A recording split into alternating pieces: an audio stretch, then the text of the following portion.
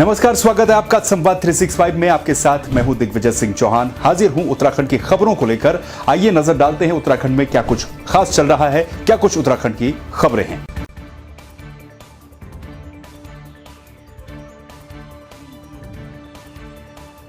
मुख्यमंत्री त्रिवेंद्र सिंह रावत ने शुक्रवार को मुख्यमंत्री आवास में उत्तराखंड अटल आयुष्मान योजना के तहत जनता को बेहतर चिकित्सा सुविधा उपलब्ध करवाने वाले चिकित्सा संस्थानों और चिकित्सालयों को उत्कृष्ट सेवा सम्मान से सम्मानित किया।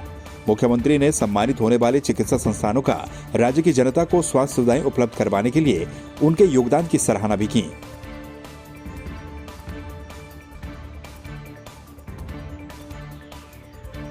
हरिद्वार कुंभ मेला जैसे जैसे नजदीक आ रहा है, वैसे ही सभी 13 अखाड़ों के द्वारा धर्म ध्वजा नगर प्रवेश की तारीखों की घोषणा की जा रही है।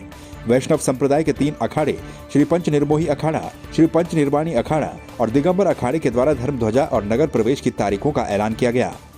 बैरागी अखाड़ों के संतों ने कुंभ मेले को लेकर अपने कार्यक्रम की भी घोषणा की है। 1 अप्रैल को चंडी पूजा की जाएगी और 2 अप्रैल को धर्म ध्वजा स्थापित की जाएगी।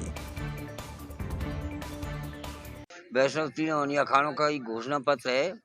1 अप्रैल को चंड का पूजन होगा और 2 अप्रैल को हमारे ध्वजारोहण होंगे और 6 अप्रैल को कुंभ प्रवेश होगा।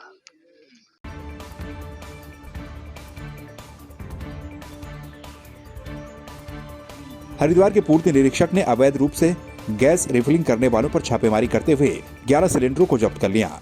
मामला ब्रह्मपुरी क्षेत्र का है, जहां एक घर में रोज गैस सिलेंडर रिफिलिंग की जाती थी, जिसकी सूचना पूर्ति निरीक्षक पूनम सैनी को दी गई, जिसके बाद पुलिस टीम के साथ छापेमारी की गई। इस मौके पर 11 इंडियन गैस सिलेंडर रिफिलिंग करते हुए पकड़े गए।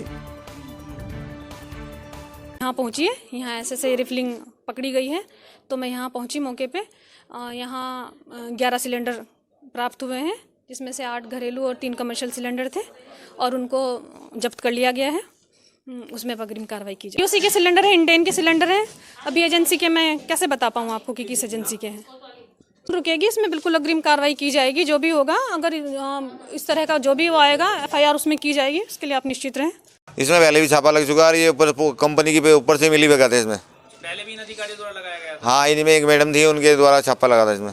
इधर हुआ था, कहाँ पे हुआ था ये पता नहीं, आगे लगा था छापा, लेकिन हम थे नहीं, पता चला था छापा लगा यहाँ पे। कार्रवाई नहीं हो पाई ना उस टाइम कार्रवाई हुई थी, सिलेंडर जब्त हुए थे, उसके बाद फिर यथावत चालू हुआ काम। फिर दोबारा चल गया था। हाँ,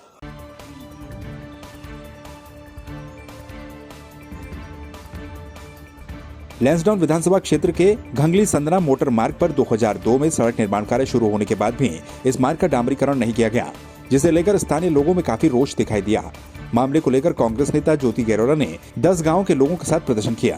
ज्योति रौतेला ने कहा कि 1 माह के अंदर अगर डामरीकरण का काम शुरू नहीं हुआ तो लैंसडाउन तहसील में अनिश्चितकालीन धरना किया जाएगा। लोगों से बात हुई तो उन्होंने कहा कि हम लोगों ने तो अपने विधायक से एक रोड के अलावा कुछ मांगा नहीं, और रोड जो कटिंग हो रखी है उसका डामरीकरण के लिए हम पिछले 9 साल से डिमांड कर रहे हैं, लेकिन पिछले 9 साल से न ये विधायक और इससे पहले जो बीजेपी के विधायक थे उन्होंने इस पर कोई भी कार्रवाई नहीं करी। मेरे को तो नहीं इसके बारे में जानकारी कि सबसे ज़्यादा सड़कें बनी हुई, लेकिन हाँ ये जरूर है कि मैंने सुना कि रोडों की कटिंग्स हो रही हैं, और वो कटिंग हो रही क्योंकि ये 10वां साल है विधायक जी का, और उनको बोलने के लिए क्या रह जाएगा कि क्या काम उन्होंने करे, तो शायद वो रोडों की कटिंग कराना शुरू करेंगे। लैंसडाउन विधानसभा क्षेत्रीय जनता ने एक ही परिवार को 45 साल दिए हैं राज करने के लिए, और स्थिति ये है कि आप देख सकते हैं रोडों की स्थिति क्या है, स्वास्थ्य की स्थिति क्या है और शिक्षा की स्थिति क्षेत्र में क्या है। आपके माध्यम से मैंने कितने ही मुद्दे उठाए हैं। क्या महंत दलीप सिंह रावत जी ने उस और ध्यान दिया है? मेरे को तो नहीं लगता कि महंत दलीप सिंह रावत जी ने मेरे एक भी मुद्दों की तरफ ध्यान दिया हो। मैंने कितनी बार उनसे अभी घंगली खाल में पानी के बारे में भी बोला था, आए तो उन्होंने आश्वासन दिया था कि मैं आऊँगा, लेकिन वो आए नहीं। कि हमारे यहाँ जो ये रोडों की हालत है बहुत बुरी हालत है। जब रोड पे कोई भी आदमी बीमार हो रहा है तो यहाँ पर 2-3 आदमी हार्ट अटैक से मर गए आधे रास्ते में, और जब कोई बाहर से आता है तो अपनी गाड़ी खड़ी आधे पक्की रोड पे कर देता है, और फिर यहाँ से हमें गाड़ी करनी पड़ती है ना, जो कि गाड़ी भी वाले भी अब जाने के लिए बहुत मजबूर रहते हैं, अपना मन बजाय पैसे लेते हैं, क्योंकि उन्हें कर रहे हैं कि अपनी गाड़ी को कौन तोड़ेगा इस रोड पे। फिर यहाँ पर की जो सुविधा है, यहाँ पर बीजेपी वाले बोलते हैं कि हमें गौ की बहुत बड़ी वो देते हैं, प्राथमिकता देते हैं, लेकिन यहाँ पर हमारे नज़दीक कहीं पर भी गौ गाय के लिए कहीं पर डॉक्टर नहीं है।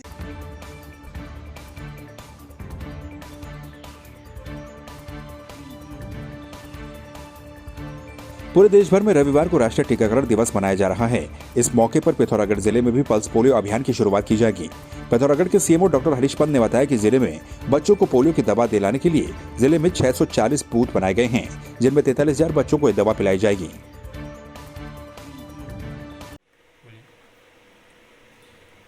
कल नेशनल इम्यूनाइजेशन डे मनाया जा रहा है, जिसमें बच्चों को पोलियो की दवाई पिलाई जाएगी। इसके लिए 640 बूथ बनाए गए हैं। पूरे पिथौरागढ़ अर्बन एरिया में 5,790 लोगों को दवाई पिलाई जाएगी।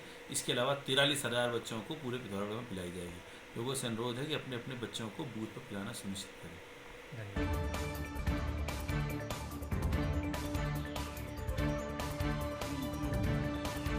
पिथौरागढ़ जिला कार्यालय सभागार में मुख्यमंत्री स्वरोजगार योजना के अंतर्गत स्वरोजगार लोनिंग के लिए साक्षात्कार किए गए। जिलाधिकारी की अध्यक्षता में गठित चयन समिति ने आवेदकों के साक्षात्कार लिए। इस दौरान समिति के द्वारा 1,33,000 के 28 प्रस्तावों को स्वीकृत किया गया। मुख्यमंत्री स्वरोजगार योजना के अंतर्गत आज साक्षात्कार के लिए सभी आवेदकों को बुलाया गया था। उसमें से लगभग जो है 39 लोगों ने आज जो है उनका तिथि निश्चित किया गया था। 39 लोगों में से 7 व्यक्तियों के आवेदनों को हमने जो है सही नहीं माना, उनके अभिलेख में कमी था और पूर्ण रूप से तैयार प्रपत्र नहीं लाने की वजह से उनको निरस्त किया गया है। उनको दोबारा अवसर दिया जाएगा भविष्य में। और उसमें से जो है 28 लोग का आवेदनों को हमने स्वीकृत किया है। 39 में से 3 व्यक्ति ऐसे हैं जिन्होंने अपना आवेदन प्रस्तुत किया था, बट यहाँ पे जब चर्चा किया गया तो उन्होंने अपना जो चॉइस है या फिर उन्होंने कहा है कि हमें और समय इसमें मिल जाएगा, हम अपने प्रोजेक्ट में कुछ परिवर्तन करना चाहते हैं।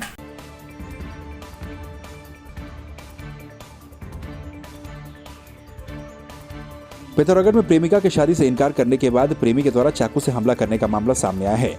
घायल युवती का अस्पताल में इलाज चल रहा है। वहीं आरोपी को पुलिस ने गिरफ्तार कर लिया है। एक लड़की कोतवाली क्षेत्र में रहती है। फेसबुक पे उसकी एक लड़के से दोस्ती हुई। लड़का बागेश्वर का है और दोस्ती हुई। लड़का यहाँ आया बागेश्वर चल के और उस लड़की पर उसने शादी करने का दबाव बनाया। लड़की ने इनकार कर दिया। लड़की के इनकार करने पे उसने उसको चाकू मार दिया पेट में। तत्काल हम लोगों ने मुकदमा कायम हुआ और पहले यह मुकदमा 324, 504, 506 IPC का कायम हुआ था थाना कोतवाली में, परंतु मेडिकल के आधार पे 307 की तरमीम हो चुका है। उसके बाद ही रात में ही हम लोगों ने, हमारी टीम ने बड़ा संघर्ष किया और चारों तरफ प्रयास किया, तो हमें देर रात इसको गिरफ्तार करने में सफलता मिली।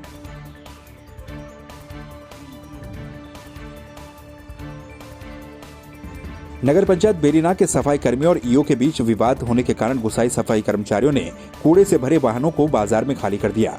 सफाई कर्मचारियों ने ईओ प्रवीण सक्सेना पर कार्य के दौरान अभद्रता करने और उत्पीड़न करने का आरोप लगाया है।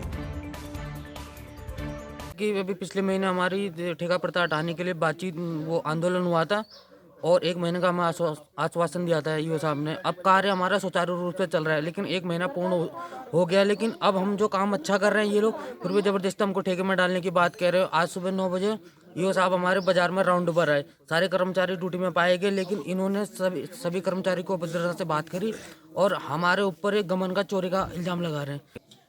कार्य बहिष्कार करने का एक इनका कारण ये था कि मैंने आज सुबह 9 बजे इनको पूरे क्षेत्र में चेक किया और कोई भी कर्मचारी कार्य करते हुए नहीं मिला, बल्कि इधर उधर सब कर्मचारी घूमते हुए मिले।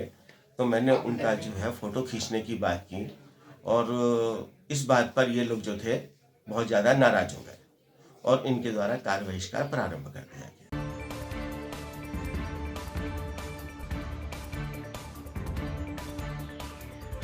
जनपद टिहरी गढ़वाल की भ्रमण पर पहुंचे राज्य स्तरीय 20 सूत्रीय कार्यक्रम एवं क्रियान्वयन समिति के उपाध्यक्ष शेर सिंह गरिया ने चंबा मसूरी फलपट्टी में उद्यान विभाग की विभिन्न योजनाओं का स्थलीय निरीक्षण किया।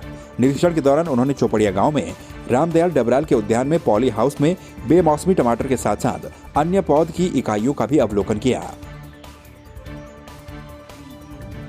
तो आपने देखा उत्तराखंड में क्या कुछ खास चल रहा है, क्या कुछ उत्तराखंड की खबरें रही। एक बार फिर से आपके सामने हाजिर होंगे उत्तराखंड की कुछ और खबरों के साथ। तब तक के लिए आप बने रहिए संवाद 365 के साथ। नमस्कार।